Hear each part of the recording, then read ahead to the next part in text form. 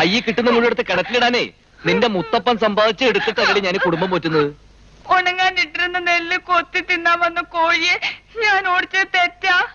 കിണറ്റില് bucket വീഴാൻ നേരം അത് പിടിക്കാൻ ചെന്നപ്പോ അറിയാതെ എന്റെ കൈ തട്ടിയിട്ടാ തുണികൾ കിണറ്റ് വീണത്.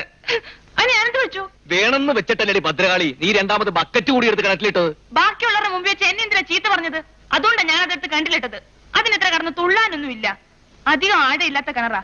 ഇറങ്ങി എടുക്കാൻ ഇത്തിരി ആണത്തം വേണമെന്നേ ഉള്ളൂ. എടീ തടുക്ക നീ നിന്നെ ഞാൻ നിന്റെ ഒരു ഒട്ടുക്കലത്ത നിന്റെ പെട്ടി കൊണ്ടോറോടങ്ങനെ ഇട്ട് നിങ്ങൾ എന്ത് പ്രാന്തമായി കാണിക്കണേ? ഞാൻ ഈ വീടിനെ തീ വയ്ക്കാൻ പോവാ. നന്നായി. ഈ ചെറുത്താന്റെ പ്രാന്ത് ഇന്നത്തോട് കൊടുത്തിരണം. ആ പൊട്ടിച്ചോ, എല്ലാം പൊട്ടിച്ചോ, എനിക്കൊരു ചുക്കും ഇല്ല. അമ്മ ഇപ്പൊ അങ്ങോട്ട് പോകണ്ട, വരൂ. കേട്ടില്ലേ?